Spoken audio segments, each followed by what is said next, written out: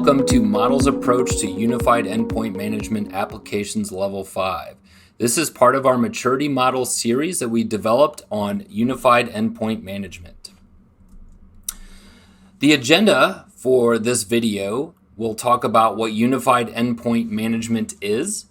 We will review the Maturity Model briefly, and then we will cover more in depth what it specifically means to be a level 5 in your applications management.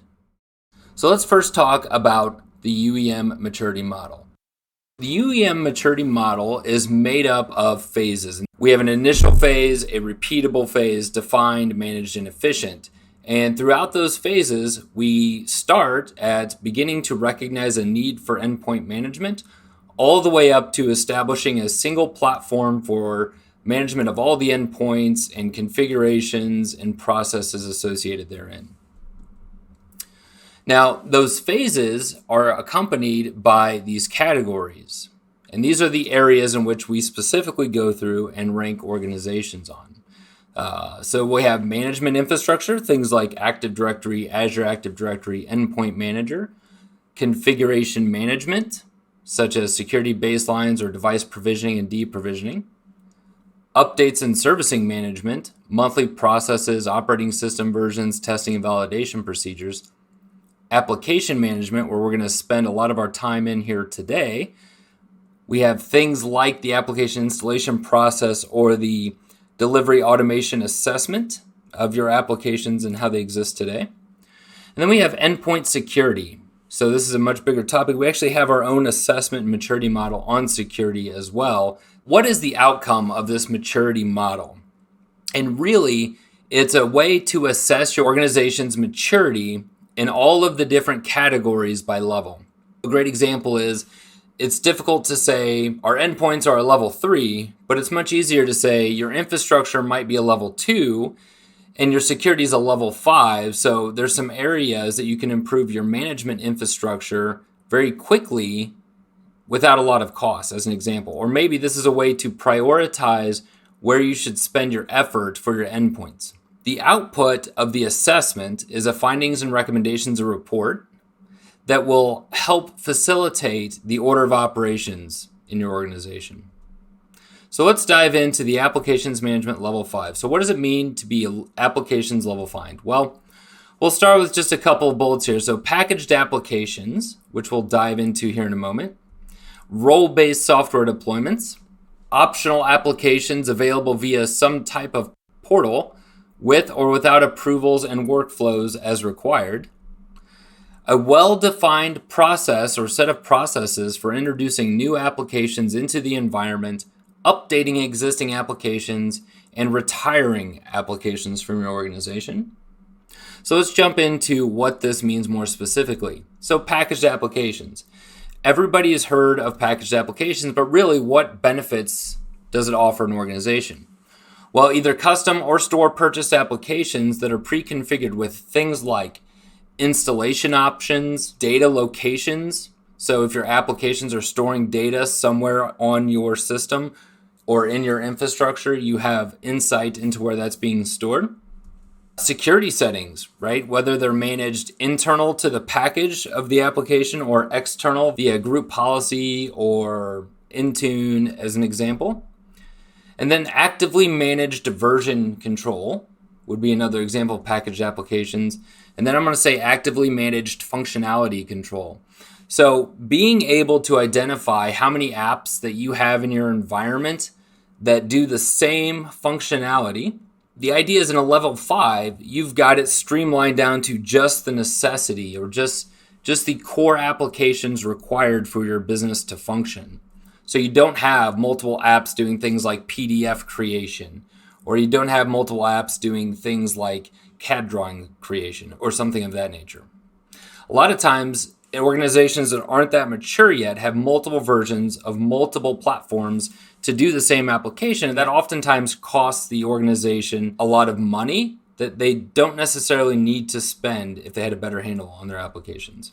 Moving on down the applications level 5, so we talk about role-based software deployments. I feel like we've talked about this for years, and it's still a little bit elusive, but in the graphic below, to the right, you'll see that we have things like financial management, development and coding, project management, project design, marketing communications, human resources. This is just a great example of different departments having different requirements for software and being able to identify the humans or the role that exists in your organizations and then putting on top of it the software required to do that job. So as an example, I might not need the Adobe Creative Cloud if I'm in human resources, but I'm guessing that somebody in marketing and communication will need the Creative Cloud to create marketing material, right? So that's a great example of an expensive license that should have some kind of management in your infrastructure. So that role-based software configuration is incredibly important for required apps and optional applications.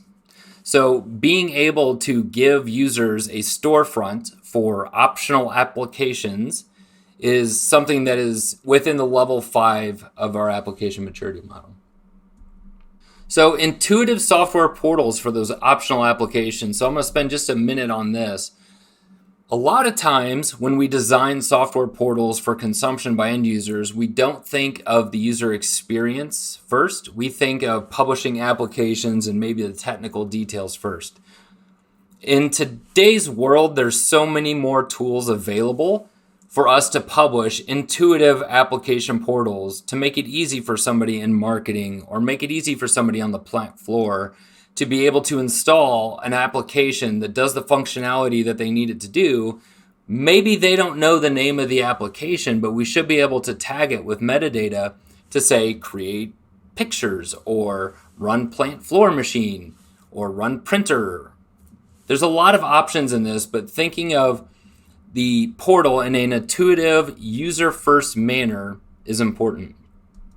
Additionally, we're going to add that the software portals present it to the end user, and then you have some automation on the back end for approvals. So software applications that cost a lot of money might require an approval from their manager or from a software asset manager, somebody in IT as an example. Whatever that process looks like for your organization, that process is well defined and automated to the best of the ability of the organization. Which leads me to the next step in our applications level 5, having that well-defined process. Now this might seem like overkill or something that's overly obvious, but oftentimes too many organizations miss the process piece of it and they try to put a tool set in place to fix the process. And what you're going to find is that oftentimes tools will not fix the process. In fact, I'll say more times than not, a lot more times, that your process needs to be really well defined, documented, and communicated out so that everyone can follow it. And then you can put tool sets in to adhere to the process. For applications, that really means things like new applications, updating applications on a regular cadence, and then retiring applications. Now, there's a lot more elements that go into this, but generally speaking, those are the big 3 categories for processes as it pertains to applications. The next step of our maturity model is to conduct an assessment to see where you're at. And there's 2 capacities that organizations use these assessments for. The first capacity is to validate that they are on the right track and they're pouring effort, time, and energy into the right element for their endpoints. The other option to use the assessment, or what the other purpose might be for the assessment, is to help you paint that picture of where you should invest your time, resources, to get your endpoint management infrastructure further down the line. So generally speaking, the time commitment, 2 meetings for 90 minutes each. There's a pre-engagement questionnaire we'd send over. We have a findings and recommendations document at the end, and the cost is $3,000. If you're interested in going through the maturity model, let us know, and we can be reached at model-technology.com, and specifically my email address is jason.rutherford@model-technology.com. Thank you.